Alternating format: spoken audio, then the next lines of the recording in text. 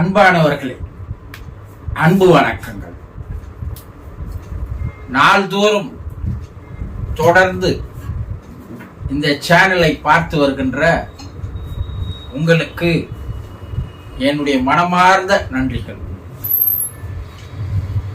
மனிதன் இறந்த பின் எங்கே போகிறான்? அவன் போகின்ற இடம் எது? அப்படி ஒரு உலகத்தில் அவன் போய் வாழ்கிறானா? அது என்ன உலகம்? பூமியில் வாழ்வது போலவே அங்கே அவர்கள் வாழ்கிறார்களா? எத்தனை ஆண்டுகள் அவர்கள் அங்கே வாழ்கிறார்கள்? அப்படி வாழும்போது அவர்களோடு நாம் தொடர்பு கொள்ள முடியுமா? பேச முடியுமா? அவர்களிடமிருந்து பல்வேறு உதவிகளை நாம் கேட்க முடியுமா? இது போன்ற இதுவரை நீங்கள் அறிந்திராத, படித்திராத, கேள்விப்பட்டிராத விஷயங்களை எல்லாம் நீங்கள் தெரிந்து கொள்ள வேண்டும் என்றால், புதிதாக இந்த சேனலை பார்ப்பவர்களாக இருந்தால் இந்த சேனலை சப்ஸ்கிரைப் பண்ணி வைத்துக் கொள்ளுங்கள். என்னோடு தொடர்ந்து பயணம் செய்யுங்கள். நாள்தோறும் சில அற்புதமான உங்கள் வாழ்க்கையை மாற்றிக்கொள்ளக்கூடிய விஷயங்களை நான் கூறுகிறேன். ஒரு அன்பர் ஒரு கேள்வி கேட்டிருக்கிறார். பல்வேறு கேள்விகள் என்னிடம் வருகிறது. பல்வேறு விதமான கேள்விகளை கேட்கிறார்கள். அதில் ஒன்று, குருஜி, என்னுடைய குடும்பத்தில் இறந்து போனவர்களால் எங்களுக்கு எப்படி உதவிகள் செய்ய முடியும் என்று ஒரு கேள்வி கேட்டிருக்கிறார். அவருடைய கேள்வியிலே தொக்கி நிற்பது என்னவென்றால், அவருக்கு ஒரு நம்பிக்கை இல்லை, அவருக்கு ஒரு சந்தேகம் இருக்கிறது என்பது தெரிகிறது. இறந்தவர்கள் போய் எப்படி எங்களுக்கு உதவி செய்ய முடியும்? இறந்தவர்கள் இறந்து போனவர்கள் தானே. அப்போ அவங்களால எங்களுக்கு எப்படி உதவி செய்ய முடியும் கேட்டு இருக்கிறார். இது போல பல பேருக்கு இந்த விஷயங்கள் தெரிவதில்லை, யாரும் சொல்லிக் கொடுக்கவில்லை. ஆனால் நம்முடைய முன்னோர்கள் இதை பற்றியெல்லாம் விலாவரியாக எழுதி இருக்கிறார்கள். வேதங்களில் இருக்கிறது, உபநிடதங்களில் இருக்கிறது, இதிகாசங்களில் இருக்கிறது, புராணங்களில் இருக்கிறது, உலக பொதுமறை நூல் என்று சொல்லக்கூடிய நூல்களில் இருக்கிறது. இதையெல்லாம் யாரும் படிப்பதில்லை. அப்போ சந்தேகம் இருக்கதான் செய்யும். இறந்துட்டாங்க, அதுக்கப்புறம் என்ன இருக்குது? அவங்களுக்கு நமக்கு ஒன்றும் தொடர்பு இல்லையே. இப்படி நினைத்து கொண்டிருப்பவர்கள் நிறைய பேர் இருக்கிறார்கள். இப்ப உங்களுக்கு புரியக்கூடிய வகையிலே சில விஷயங்களை சொல்கிறேன். ஒரு வாடகை வீட்டில் நாம் பல ஆண்டுகளாக குடியிருக்கிறோம். அந்த வாடகை வீடானது பழைய காலத்து வீடு. அது சிதலமடைகிறது, அது உதிர்ந்து போகிறது, மழைக்கு ஒழுவ ஆரம்பிக்கிறது. இதையெல்லாம் பார்க்கும்போது அதே வீட்டில் வாழ்ந்து கொண்டிருப்போமா? வேறு ஒரு புது வீட்டுக்கு வாடகைக்கு மாறி செல்கிறோம் இல்லையா? ஒரு புது வண்டி வாங்குகிறோம், பல ஆண்டுகள் அந்த வண்டியை பயன்படுத்துகிறோம். குறிப்பிட்ட ஆண்டுக்கு அப்பால் அந்த வண்டி அடிக்கடி ரிப்பேர் ஆகிறது, மக்கர் செய்கிறது. அந்த வண்டியில் உள்ள இருக்கின்ற ஸ்பேர் பார்ட்ஸ்கள் பலவீனமாகிறது, கெட்டு போகிறது. இதை வைத்துக்கொண்டே நாம் காலம் செல்ல முடியுமா? உடனடியாக அந்த வண்டியை மாற்றிவிட்டு புது வண்டி வாங்குகிறோம் இல்லையா? ஒரு உடுப்பு, ஒரு ஆடையை வாங்குகிறோம், பல ஆண்டுகள் அதை பயன்படுத்துகிறோம், அது கிழிந்து போகிறது, அது பயன்படுத்துவதற்கு ஏற்ற வகையில் இல்லை, கலர் மாறிவிடுகிறது, மங்கி போகிறது. இப்ப என்ன பண்ணுவோம்? அந்த ஆடையை தூக்கி போட்டுவிட்டு புதிய ஒரு ஆடையை வாங்கி அணிந்து கொள்கிறோம் இல்லையா? இதையே தான் ஆன்மாவும் செய்கிறது. இந்த ஆன்மா என்று சொல்லக்கூடியது ஒரு மனித உடலில் 4 மாதத்தில் வந்து உள்ளே நுழைகிறது. பல ஆண்டுகள் அந்த உடலில் வாழ்கிறது. உடல் பழுதடையும் போது, உடல் உறுப்புகள் வந்து பழுதடையும் போது, அடிக்கடி உடல் கெட்டு போகும்போது, இனி இந்த உடலில் வாழ முடியாது என்று அந்த ஆன்மா வேறு ஒரு உடலை மாற்றிக்கொள்கிறது. அப்படி மாற்றிக்கொள்வதற்கு பெயர் தான் இறப்பு, மரணம், சாவு என்று பெயர். இப்ப ஆன்மா இறக்காதா? உடல் தான் இறக்கும், ஆன்மா இறக்காது. ஆன்மா தொடர்ந்து பயணம் செய்யக்கூடியது, தொடர்ந்து பல்வேறு பிறவிகளை எடுத்துக்கொண்டே இருப்பது. அதனால்தான் பகவத்கீதையில் கிருஷ்ணர் ஆன்மா அழிவில்லாதது, அழிக்க முடியாதது, நிரந்தரமானது, நீடித்து வரக்கூடியது என்று கூறுகிறார். அப்ப அந்த ஆன்மா எங்கிருந்து புறப்பட்டு வந்ததோ அங்கேயே போய் சேர்கின்ற வரை அதனுடைய பயணம் பல பிறவிகளை எடுக்கின்ற நிலையில் இருக்கும்.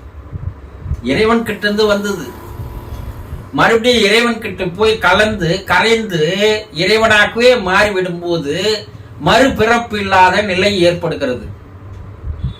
இதை தெரிந்து கொள்வதற்காக தான் இறைவன் பல பிறவிகளை தருகிறான் நமக்கு. எதை தெரிஞ்சுக்கிறதுக்கு?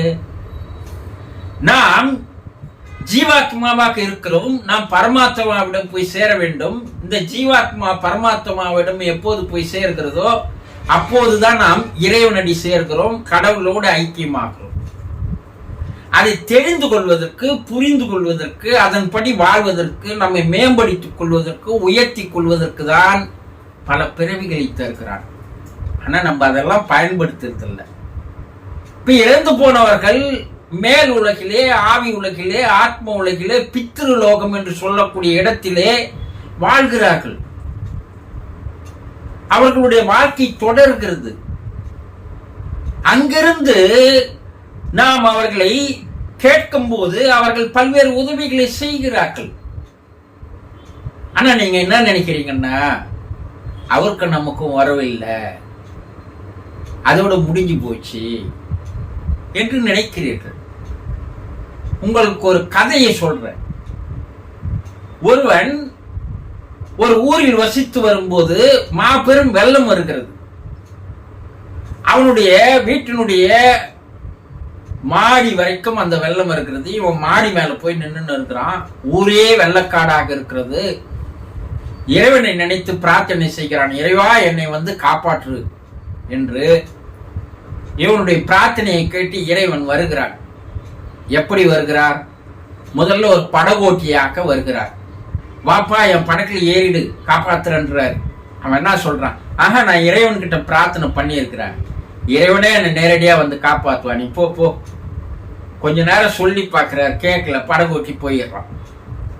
கொஞ்ச நேரம் பொறுத்து ஹெலிகாப்டர் மேலே வருகிறது, கயிறு ஏணி கீழே தொங்குகிறது. மேலே இருந்து வா, ஏறி வா, தப்பித்து வா, உன்னை காப்பாற்றுகிறோம் என்று கூறுகிறார்கள். இல்ல இல்ல, இறைவன் நேரா வரன்னு இருக்கிறான், நீங்க போங்க. ஹெலிகாப்டர் அனுப்ப. வெள்ளம் அதிகமாகி அவன் வெள்ளத்தில் அடித்து செல்லப்பட்டு இறந்து மேல் உலகில் இறைவனிடம் போய் நிற்கிறான். இறைவா, நான் உங்களை பிரார்த்தனை பண்ண, நீ வந்து என்னை காப்பாற்றுவேன்னு பார்த்தப்பா, நீ என்னை ஏமாத்திட்டியே, நீ பெரிய துரோகிப்பா, நம்பனவனை நீ கை விட்டுறப்பா அப்படின்னு இறைவன் கிட்ட அவன் பேசுறான். இறைவன் என்ன சொல்றாரு?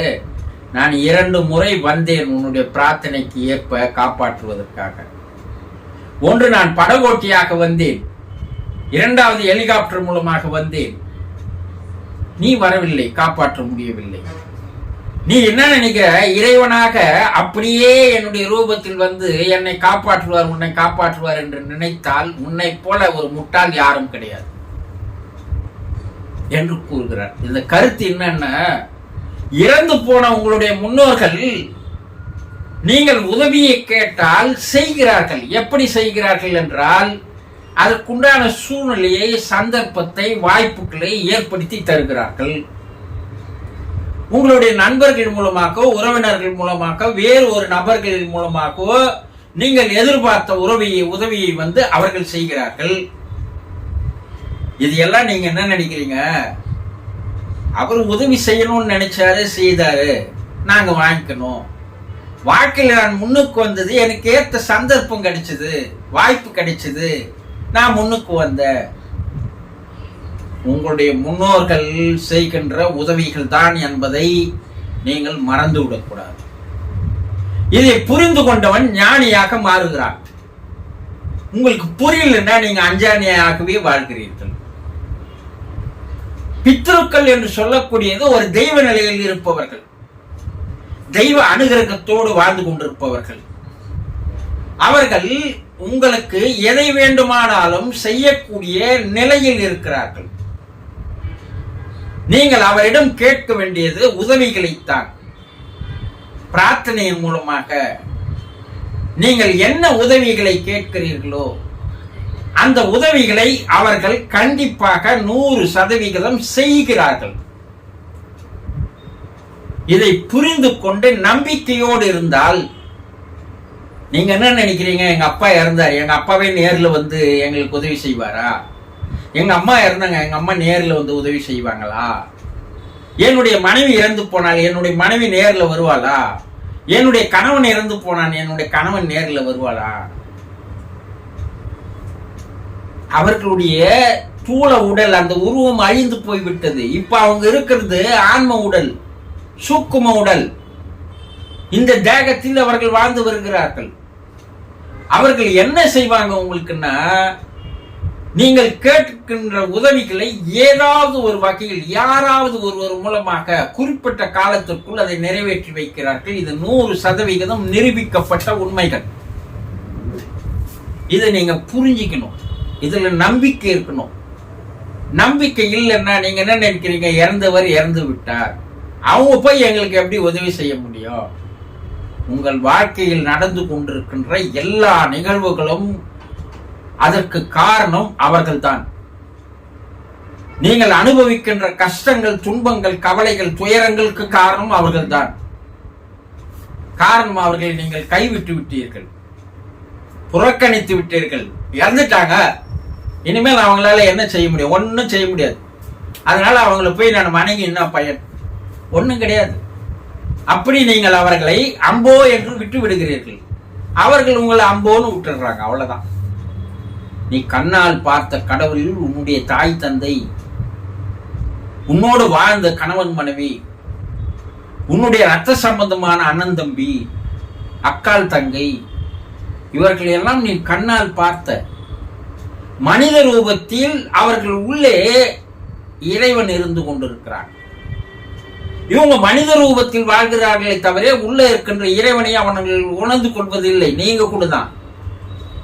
ஆனா மேல் உலகம் போன பிற்பாடு அவர்களுடைய மனித எண்ணம், மனித மனம், மனித உருவம் எல்லாம் மாறி அவர்கள் ஆன்மாவை உணர்ந்து கொள்கின்ற நிலைக்கு வந்து விடுகிறார்கள். அப்ப இறை நிலையில், தெய்வ நிலையில் அவர்கள் இருக்கிறார்கள்.